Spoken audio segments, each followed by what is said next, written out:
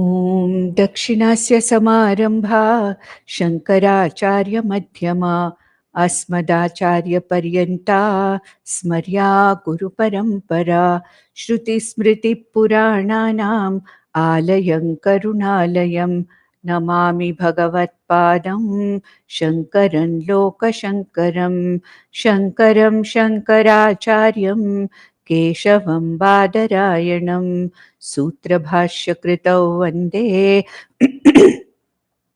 भगवन्तौ पुनः पुनः ईश्वरो गुरुरात्मेति मूर्तिभेदविभागिने व्योमवद्व्याप्तदेहाय दक्षिणामूर्तये नमः। परिज्ञानाश्रम श्रीगुरुशङ्कर परिज्ञानाश्रम शङ्कर सद्गुरु केशव वामन कृष्ण पाण्डुरङ्ग आनन्द परिज्ञान गुरु सद्यो जात शङ्कर सद्गुरु गुरुर्ब्रह्मा गुरुर्विष्णु गुरुर्देवो महेश्वरः गुरुः साक्षात् परब्रह्म तस्मै श्रीगुरवे नमः। ॐ सहना भवतु सहनौ भुनक्तु सह वीर्यङ्करवावहै तेजस्विनावधीतमस्तु मा विद्विषावहै। ॐ शान्ति शान्ति शान्तिः। Now we have come to the next section. I mean, of course, we can't call it actually a section because all these sutras, Narada Bhakti Sutras, they are a continuous progressive thing, something which is happening progressively there. And, there are from the first sutra up till the 85th sutra, everything is one continuous thing. But for the sake of understanding, what some of the acharyas have done is that they have kind of divided these 85 sutras into various sections. So right now we are dealing with a set of sutras which are dealing with whatever is the very swarupam of this parabhakti. Swarupam means what? That which is its inherent quality, that which does not change. So parabhakti, what is the uniqueness of this parabhakti? What is the specialty? I wouldn't say specialty, swarupam. So as swarupam, how this parabhakti is different from various other explanations of bhakti that are given. That is what is being talked about. Because we have seen continuously that we are having the relationship or the connection between the bhakta and Ishvara in different levels of maturity. At different levels of maturity. There is a Sakama Bhakta. Most of us are Sakama Bhaktas. And Narada Bhakti Sutra says that doesn't matter. Sakama Bhakta is what? A Bhakta or a person who accepts Ishvara, who understands and accepts that Ishvara is able to help him or solve his problem, tries to take help of Ishvara either in a situation of crisis or when he wants the blessings of Ishvara. I'm starting a particular endeavor. I know that there are many variables. I can plan to the extent possible. I can execute it to the best extent that I can. But there are so many variables which are not in my control, that totally away from my control. And since I don't have control over so many other variables, I take Ishvara as a more powerful influence than me. Sorry. And I know that Ishvara has as a Samashti Upadhi. I may not understand that right now, that Ishvara is Samashti Upadhi. But I know that Ishvara is a power, something which is bigger than me, something which is greater than me, and I can depend upon that for anugraha. So for Ishvara Anugraha, as one of the variables, I try to take refuge in Ishvara for starting something as an Artharthi. Artharthi means I have some, I'm sorry about the. So the Artharthi has some goal, some material goal. Artharthi always has a material goal. He's wanting to achieve something materially. So what he's doing is, he's taking Ishvara as one of his partners, asking for whatever is, the right thing for him to be suggested, to be led. Anugraha, basically. He wants the blessings as one of the most important variables. That's an Artharthi Bhakta. But here also, the Bhakta has Sakama intentions. What he is doing is not out of Nishkama. Nishkamataya he is not doing. He is doing whatever he is doing Sakamataya itself. So, there are levels of maturity where I remember Ishvara only at the time of crisis, then I don't really bother. I don't do anything about it. Like we say, Kama Purti Mama, like that. There are others who remember Ishvara only when they are starting something. But gradually, as I discussed in the last session, maturity comes in a bhakta's bhakti. And the peak of maturity of bhakti is Parabhakti, Abheda Bhakti, or what we call as a Jnani's Bhakti, the Bhakti of a Jnani. This means here that I don't see Ishvara separate from me. So what starts as Ishvaraha asti, aham tasya bhaktosmi, starting there. Ishvara yeva asti, there is nothing other than Ishvara.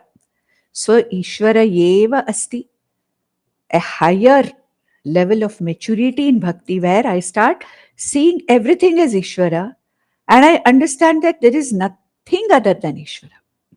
But still, I am there.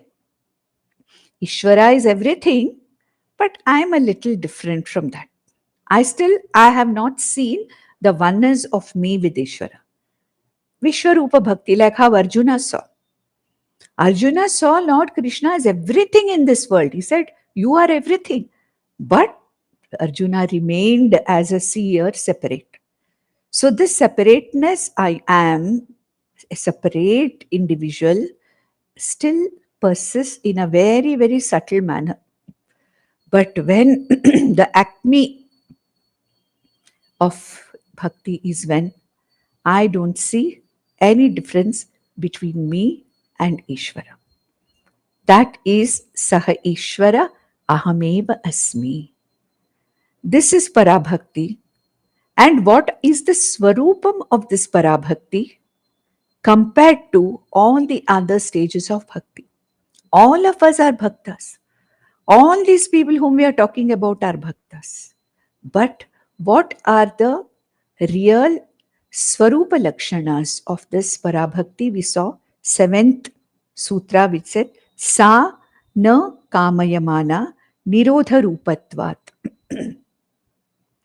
There is no element of desire in this bhakti. When I am Ishvara, when there is no distance or difference spatially or time-wise between me and Ishvara, that consciousness, this Pratyagatma Aham, it is that same Sat Chit Ananda Atma which I am, is nothing other than Satyam Jnanam Anantam Brahma. Aham Brahmasmi is the knowledge which is nothing but Parabhakti. Here, there is no element of desiring because it is understanding. When I don't understand the nature of Ishvara, when I think Ishvara is different from me, there comes Kama, Sakama Bhakti.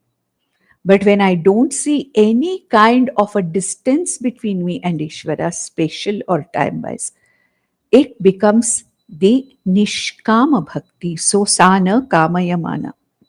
There is not an iota of desire in it. Because in that bhakti, the jnani is Purnatva Swarupa. There's nothing to be desired.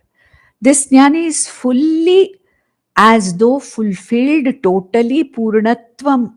No Apurnatvam, no desires, no wanting. Whatever is fine. Only gratitude. The gratitude that I have understood my reality as that which is not different from Ishvara. So there's no question of any kind of a desire. On the other hand, what is there? Nirodha Rupatvat.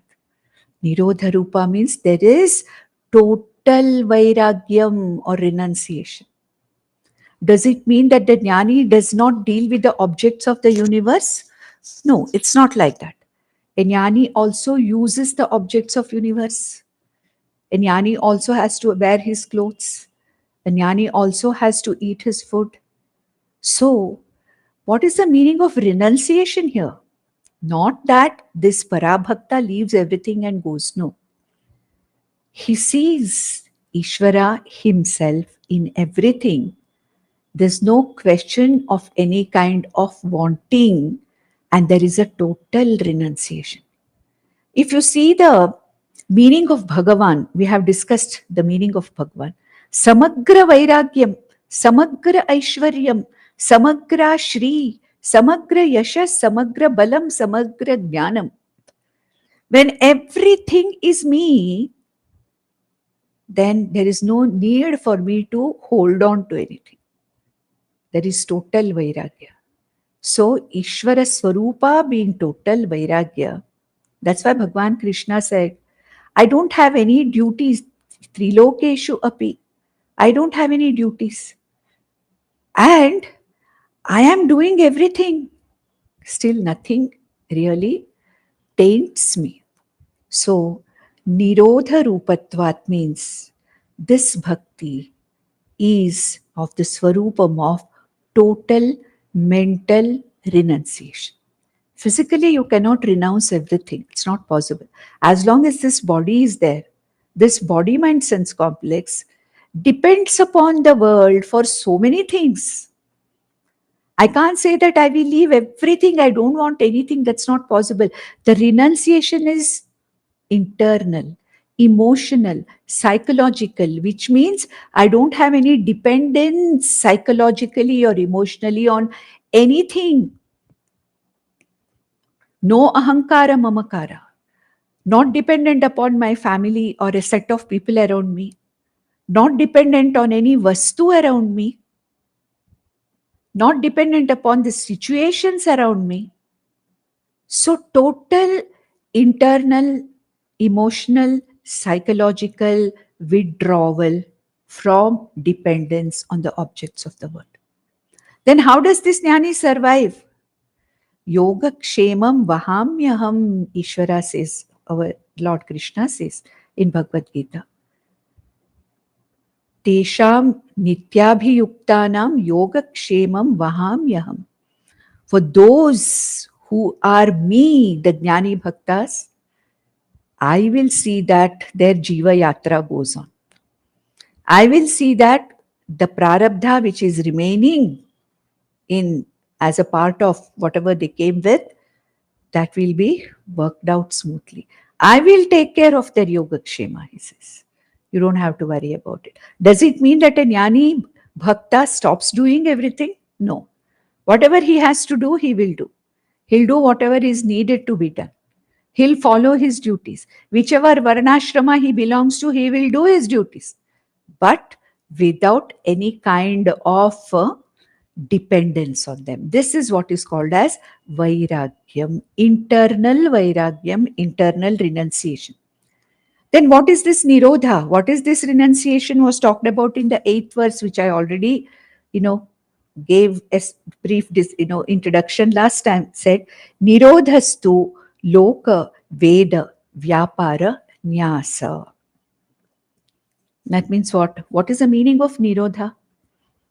Just now I said nirodha means mental, psychological, emotional dependlessness state. I don't know whether such a word is there in the English dictionary, but where I don't have any dependence either way on any of the things. A total mental renunciation, vairagyam. So what kind of a vairagyam is it? Loka Veda Vyapara. That is what? Loka Veda Vyapara Nyasa.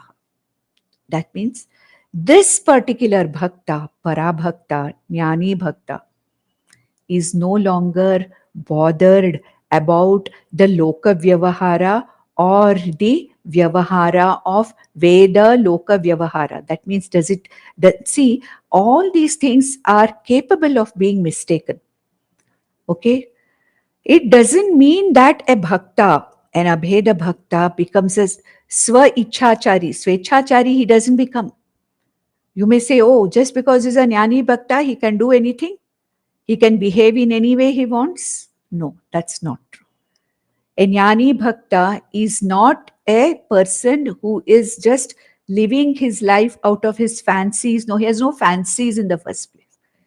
There is no spruha. There is total internal renunciation from any want. There are no wants there. So, he is not bound. What is the meaning of Loka, Veda, Vyapara, Nyasa? See, Veda Vyapara, maybe if you are a sannyasi, maybe you can give up all the Veda Vihita karmas. And you will certainly not do Veda Nishida karmas. Because you are a dharmic person, you will not do as a parabhakta, you will not do. Loka Vyavahara, all the secular activities, all the Loka Vyavahara. Nyasa means renunciation. It cannot be a complete renunciation of Loka Vyavahara. I have to interact with the world. Even a jnani as a teacher, as an acharya, he has to interact with the shishyas. A jnani with an ashrama, a rishi, a jnani with an ashrama, has to take care of the ashram activities, has to take care of the ashramites, has to take care of teaching the shishyas. This is also a vyavahara. A jnani bhakta or a bhakta who's an abheda bhakta or a parabhakta is not a person who is sitting idly doing nothing. No. There may be some bhaktas who are absolutely, completely away from the world. You don't even know where they are. They withdraw themselves totally from the world and they may be living a life of total incognito in some corner somewhere where you may not even know, and maybe they are not doing anything. Like the Ajagara Vritti, they are waiting for somebody to give them food, they are waiting for somebody to give them clothes. This Ajagara Vritti, it's there. Some sannyasis, I know some jnanis live this Ajagara Vritti, means like a python Ajagara, where you don't do anything. You just wait, the mouth open, the Ajagara, the python sits. By chance, something comes into its mouth, that's it. It doesn't go hunting for food. Okay, so even it is said that even in these jnanis, they are jnanis with this Ajagara Vritti, where, yes, they are totally withdrawn.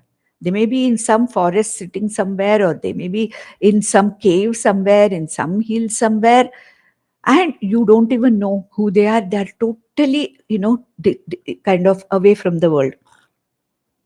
And they may not even bother to go for bhiksha. They just totally leave everything to Ishvara. Yogakshema vahamyaham. Whatever comes their way, if it comes, well, they accept. If it doesn't come, no problem. They don't expect anybody to worship them. They don't expect anybody to do namaskara to them. They don't expect anything to be given to them. They don't beg. They don't do anything. Yes, there are some people like that. Yes. But all cannot be like this. All the abheda bhaktas need not be like this. When you mean that loka, veda, vyapara, nyasa, it means that they no longer take themselves to be the kartas of loka vyavahara or Vaidika vyavahara. A person who is a parabhakta may take up to a lifestyle of sannyasa, which I explained last time, called as Vidvat sannyasa. A Vidvat sannyasi, he may not do anything else, but he follows his sannyasa dharma. As a sannyasi, he may be completely lost in nididhyasanam. As a Vidvat sannyasi, he may still continue to talk to people who come to him and ask for this knowledge. A Vidvat sannyasi, being a teacher, may continue to still study the Shastra, though it is not compulsory for him. But what is the way in which this kind of a bhakta sannyasi conducts himself? I am not the karta. Aham akarta asmi. Now take for example this bhakta who is a grahastha. He does not become a sannyasi. He does not take up to a lifestyle of sannyasa. He is a jnani bhakta, an abeda bhakta, a jnani, continues to live in whichever varna ashrama he has been. Then he still has to do those karmas which are done. If he remains in grahastha ashrama, he cannot say that I am a jnani, I am a karta, therefore I will not do all these things. He cannot do that.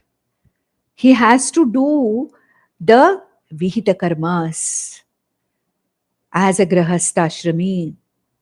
If he is a, what you call a brahmachari, as a brahmachari also, he may be a person who is a parabhakta. He has to do his brahmachari duties wherever he is. Take for example Acharya Shankara's, Bhagwan Shankaracharya's Shishyas, those 4 exalted Shishyas. They were parabhaktas, but they also did the duties of being in this brahmacharya ashrama as Guru Shushrusha, Guru Seva, whatever.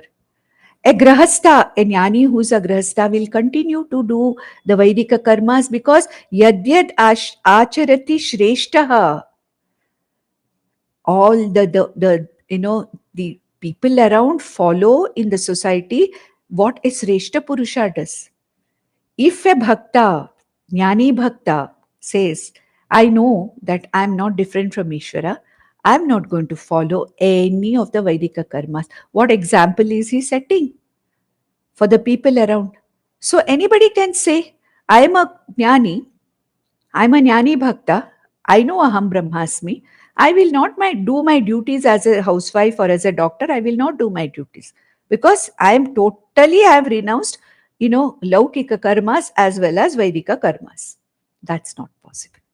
So what we should understand in all this, nyasa means the person steps back from his worldly and also the Vedic duties in the form of akartritva. Laukika duties also he'll do. If he is the head of the family, a grahastha, a jnani, he'll have to educate his children. He'll have to marry off his children. He may even have to take care of his grandchildren. He'll still have to do the functioning of what a grahastha does. Does it mean that this person can take full kind of, withdrawal from this thing? I'm not going to do anything. I'm a jnani. No jnani grahastha is a he's not a slothy person. Okay.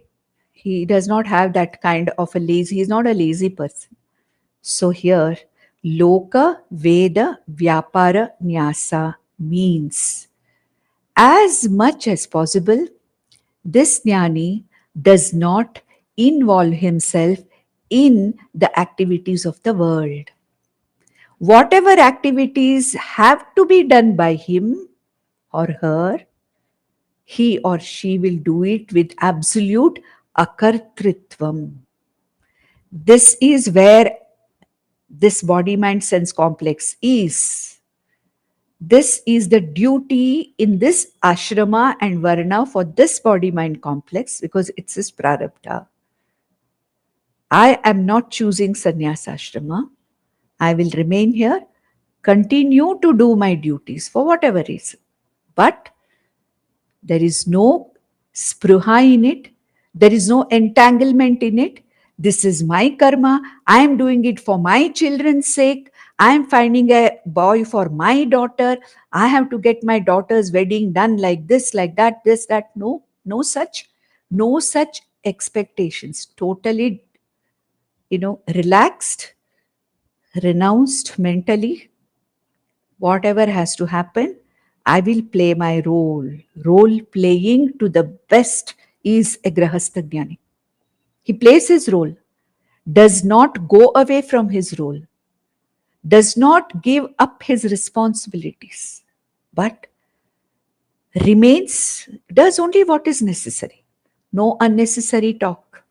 Na ativadi bhavati. We have seen it in Mundakopanishad. No unnecessary talk, no unnecessary involvement in things when it is not necessary. Is it necessary for me to do this? If it's not, then I will not do it. If it is necessary, I will do it to the best of my ability as an instrument of Ishvara. Aham karta, I am karta asmi. This is what is called as nyasaha or renunciation. It is nasa, does not mean sannyasa, does not mean changing your name, changing your clothes and giving going away somewhere. That is not sannyasa, that is not nyasa. I am abiding in this Brahman, which is itself nyasa. Nyasa eva Brahma, it is said in a particular Upanishad. This nyasa is nothing other than Brahman. Brahman is nothing other than nyasa because nothing is attached to Brahman. Brahman is not in anything. It is away from everything. And when I am abiding in my Atma Swarupa Brahman as a Jnani Bhakta, I am not in any way attached to anything. Padma Patra iva ambhasa. Krishna says this about a Karma Yogi, imagine. Then what about a Jnani Bhakta? He is not whatever karma, in the middle of a busy life the person may be. This Jnani may be doing many things. This Jnani may be running institutions. This Jnani may be running Vedanta schools. This Jnani may be teaching hundreds of students. But na aham kinchit karomi.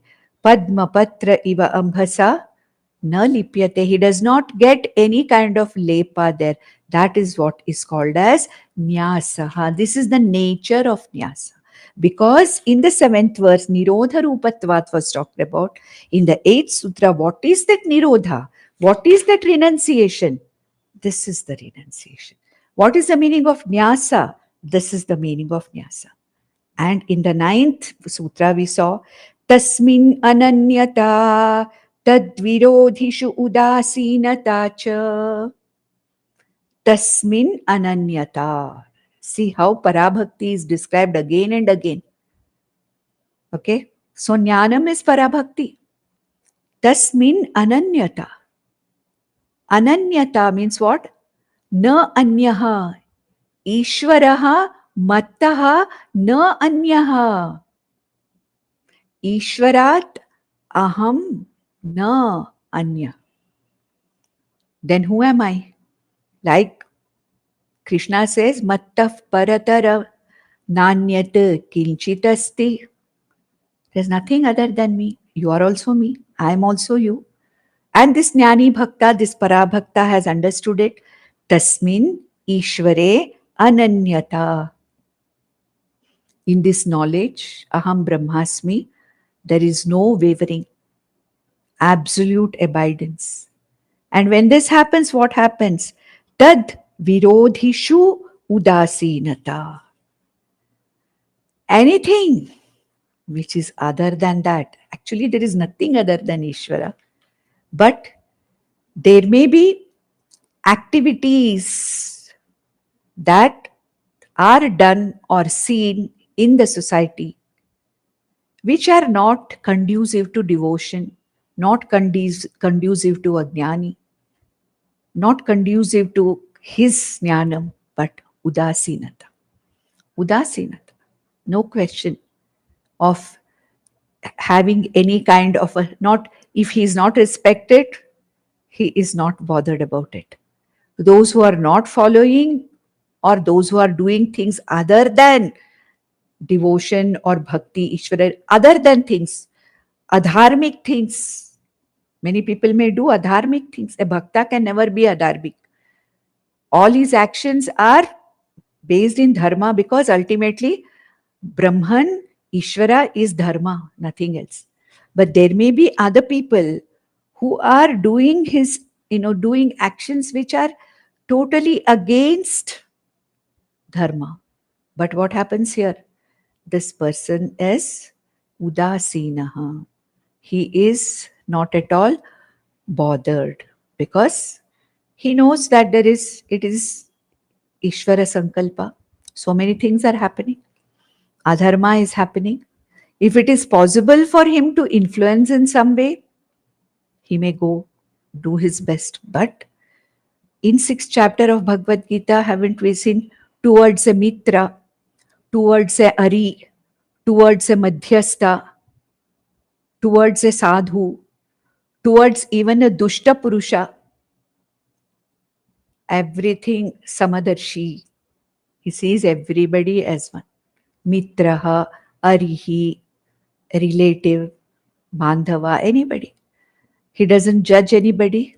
He doesn't say why you're doing this, why you're not doing this. Completely indifferent. No gossiping, no judging. Well, he's made that way. He is doing what he is supposed to do. It's in the scheme of Ishvara's things. He's doing whatever it is. If I am going to be an instrument in helping him or making him understand, well, if such an opportunity comes, I will do what has to be done. This is the mindset of a jnani. He does not really bother what somebody is doing, what somebody is not doing. Therefore, in this single-minded, wholehearted abidance in Ishvara, tasmin Ishvare, when there is ananyata, anything which is opposed to it, which is happening around him. There may be some people who are nastikas, some people who may be shouting against, whatever. We know so many things are happening. But generally, a jnani does not have opinions on this. He sees everything as a part of Ishvara's leela. Nothing really affects him. And he doesn't say that I, being a jnani, I will change this. I will see that it doesn't happen. No such things. No such things. He'll do his duty. Whatever he has to do, he will do. So he says, he has udasina, neither hatred nor disgust, okay, nor any kind of anger, nothing towards anybody or anything which is virodheshu, means that which is virodha or that which is not falling in line with Ishvara and Bhakti. He is not afflicted by it. He will not really worry about it.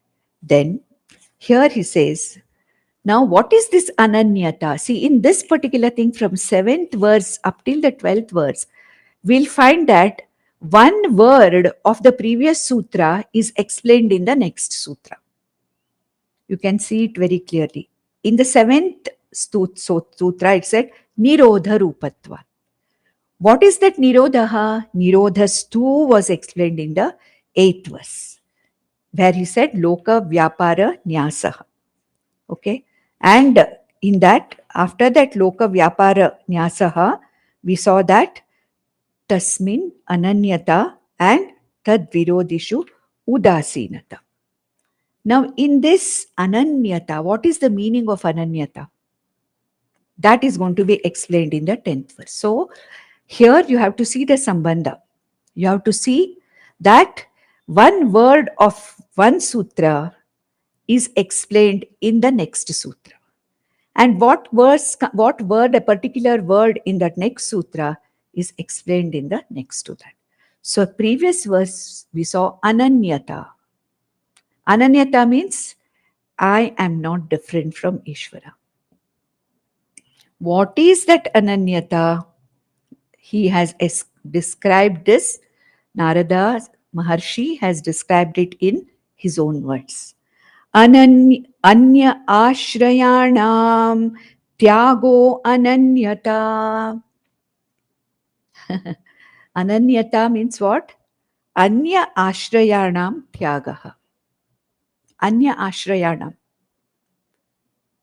This Parabhakta Jnani sees Brahman as the only ashraya, not only of himself, but of this entire universe. Supportless support of this entire universe. Brahman or Ishvara, that is myself, Aham, Brahma, entire world, I am the Satyam, Jnanam, Anantam Brahma, who is the Adhishtanam of everything. When I see myself as the Adhishtanam or the support of everything, do I look for any other ashraya? Who looks for ashraya? Those who do not know that Aham Brahma, or okay, forget about Aham Brahma now. Ishvara is the only ashraya of this entire universe. Those who don't understand, they will want to depend on ashraya, means dependence. Because I think I am the body, I am the mind, I am the sense complex.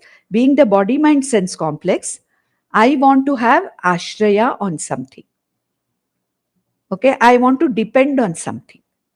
I want to feel safe in something. Nothing wrong. Even a small baby, a newborn baby, takes the ashraya of its mother's lap, feels safe, feels happy. Wherever it is, when it's not there with, when it does not see its mother, when it's not able to, it feels insecure. It wants the ashraya of its mother. It feels the safest in the lap of its mother. When we grow up, we have ashraya in our parents as children, totally dependent upon our parents. Whatever they do, we don't know. We don't know the world. We depend on them, ashraya. As we grow up more and more, we start holding on to something or the other because I feel I am vulnerable.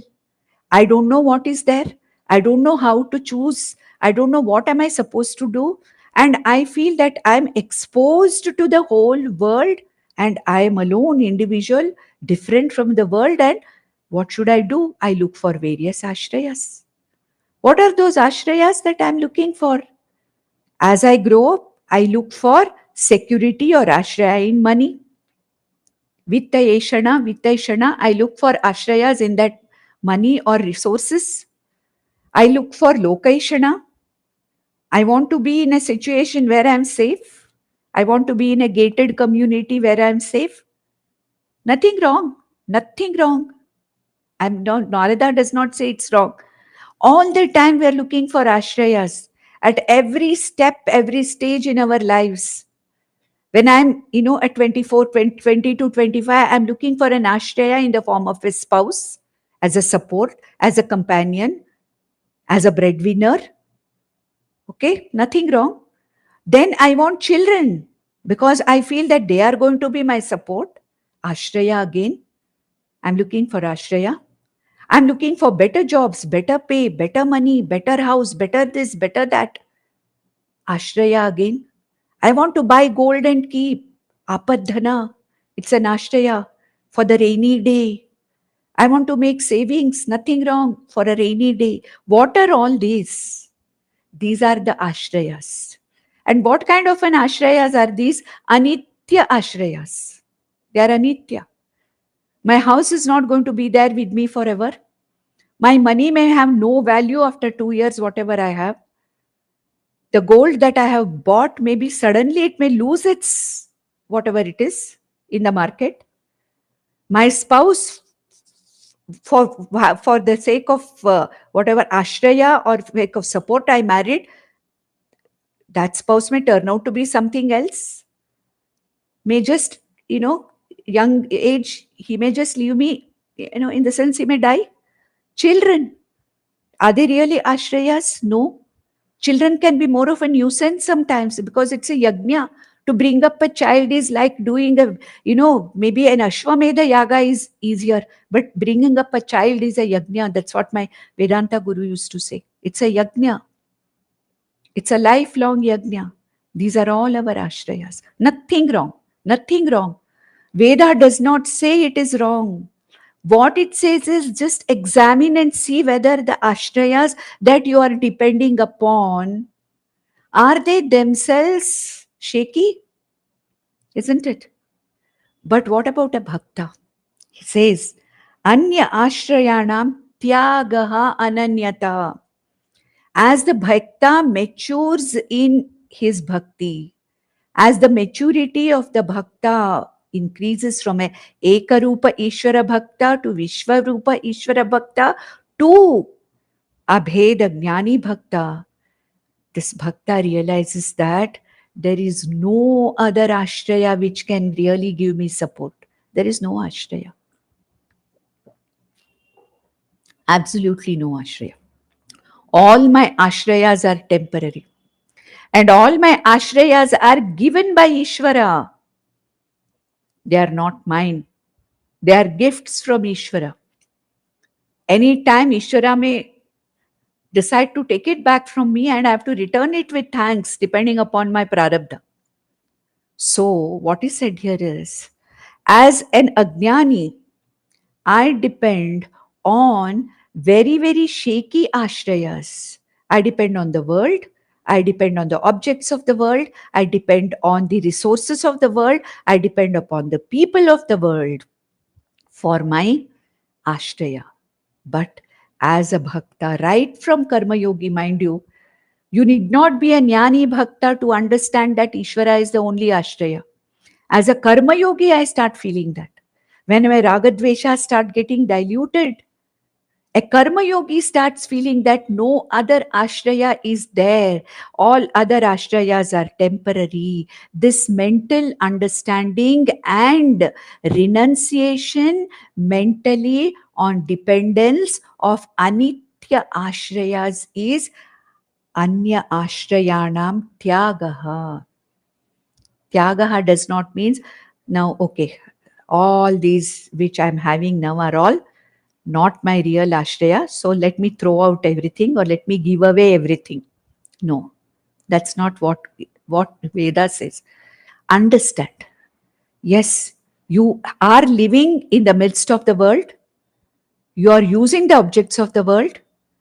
It's necessary to have objects of the world for your vyavahara, necessary to have relationships, necessary to have situations around you, but to depend entirely on these as my ultimate ashraya is no.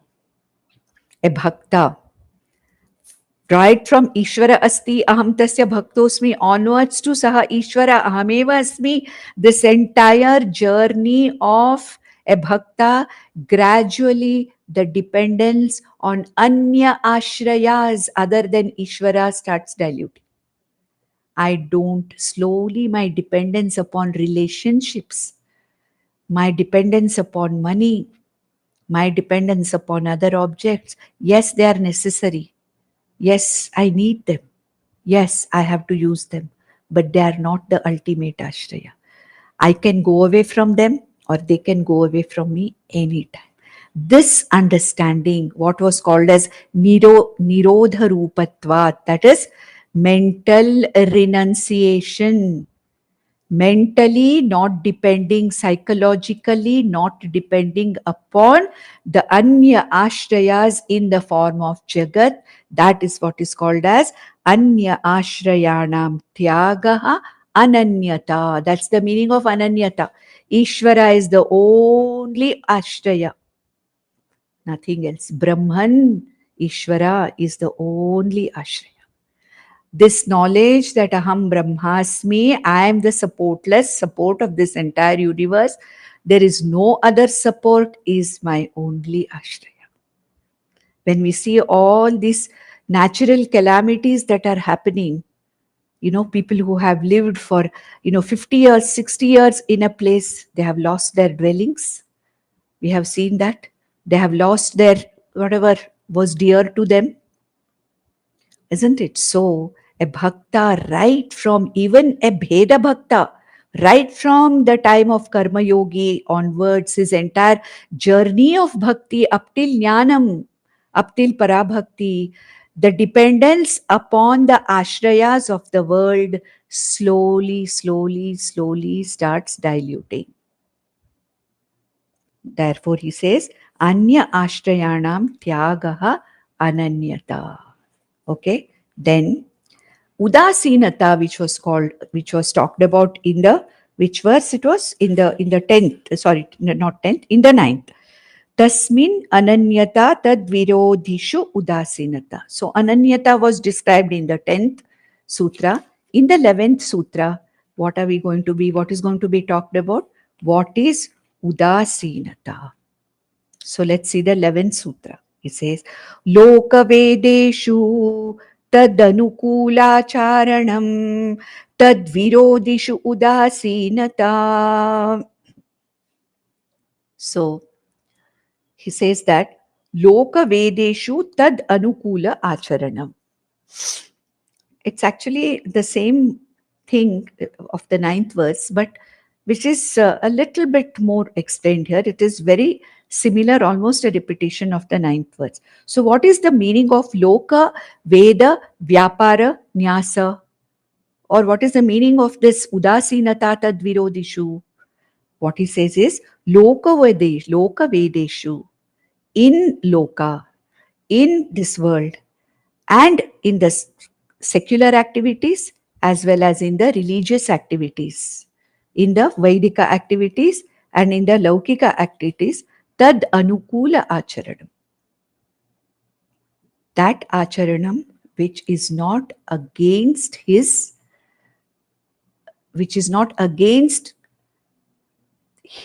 sadhana or against his understanding.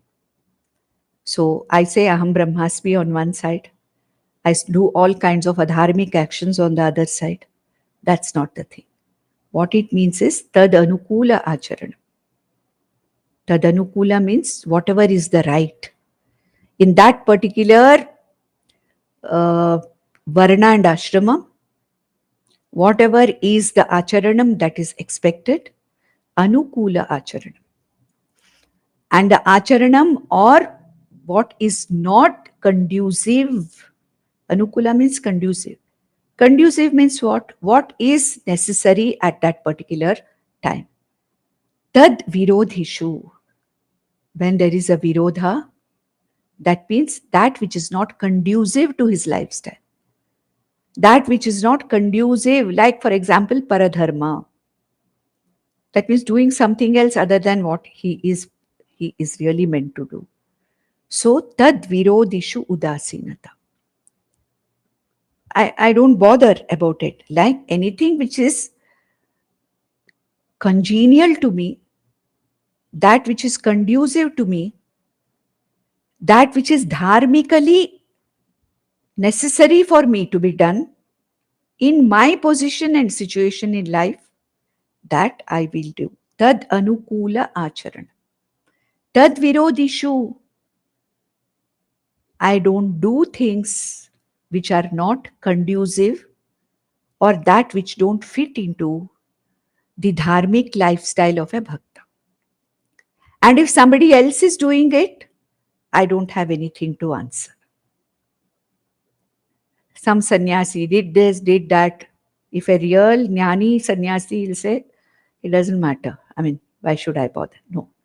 So there is no question of any kind of, tad virodha, in that virodha or those activities which are not conducive to him, there is no question of any kind of an involvement in them. Udasinata, even though it may be there for you, you can probably do it, but no, I don't need to do it. It's not necessary for me to be done. Somebody else is doing it, it's all right. Let them do it. It does not matter. This is what is meant by udasinata.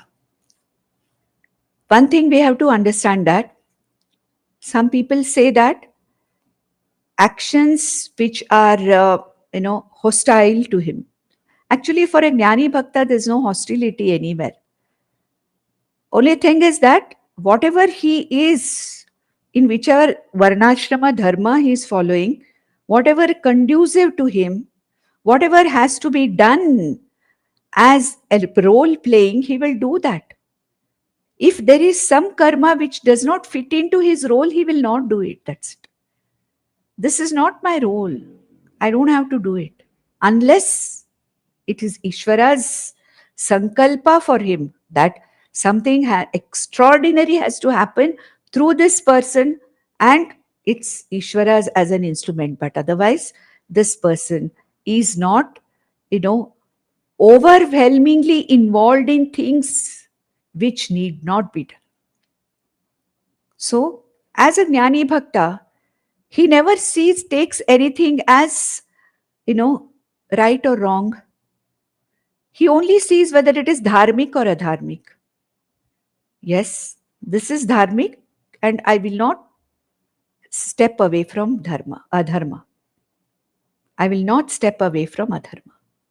That's it. So those actions which are not conducive to him at his stage, whether he is a karma yogi, whether he is an upasaka, of course, what to talk about a jnani bhakta or a parabhakta? It will never happen.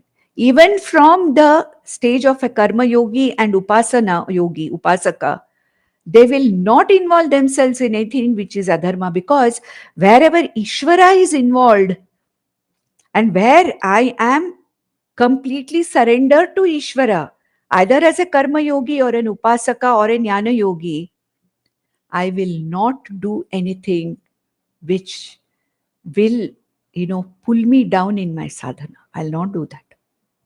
Therefore, if anything like that is happening, in such thing, tad virodhishu udasinata. Udasinata means what? There is indifference to any action which does not fit into his role as a bhakta or his sadhana in his, whatever you call in this spiritual journey as a bhakta. So this is what is called as loka vedeshu tad anukula acharanam. Of course, now you may say that Veda tells you that you have to respect your parents, you have to follow whatever your brothers, your elder brother is like your father, your parents, whatever they have to tell you, that you'll have to follow. This is rudhi, and this is also something which Veda might say. But there are bhaktas, as an exception, they have not done that. For example, if you read in the, Puranas, Prahlada's Katha, the father insisted, Hiranyakashipu insisted that, I am God, and whatever you are worshipping as Vishnu, you should not do that. But he did not listen to that. When Ravana was doing adharmic activities, Vibhishana did not support him. Okay?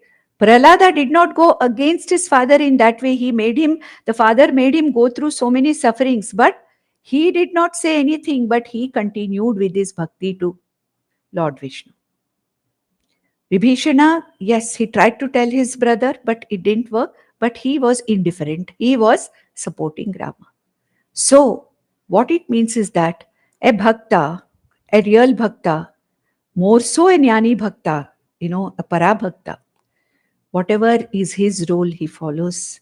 Whatever is not his role, whatever does not require him, there is udasinata. And if somebody else is doing it, why you are not doing it? Why he is doing it? No answer for that. It's all right. It is udasina.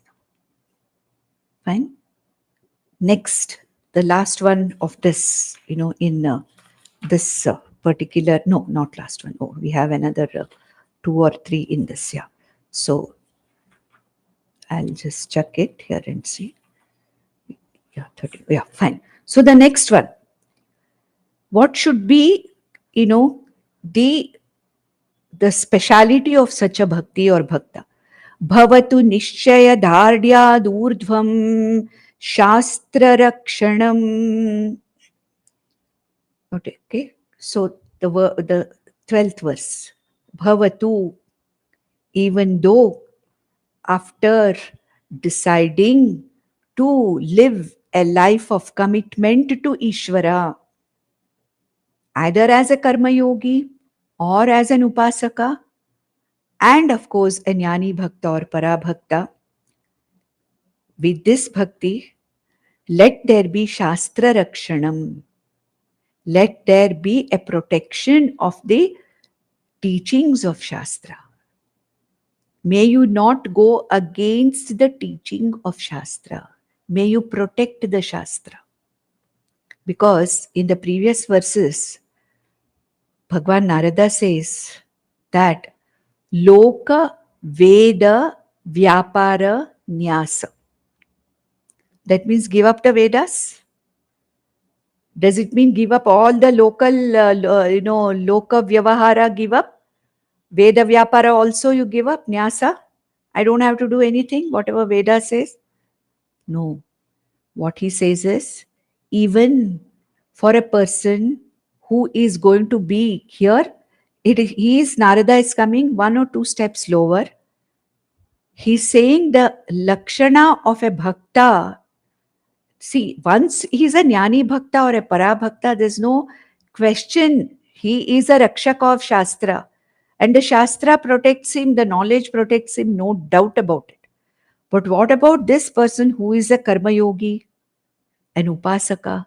The decision has been taken that I don't have any other Ashraya. Anya Ashrayanam Tyagaha Ishvara Yeva Mama Ashrayaha iti.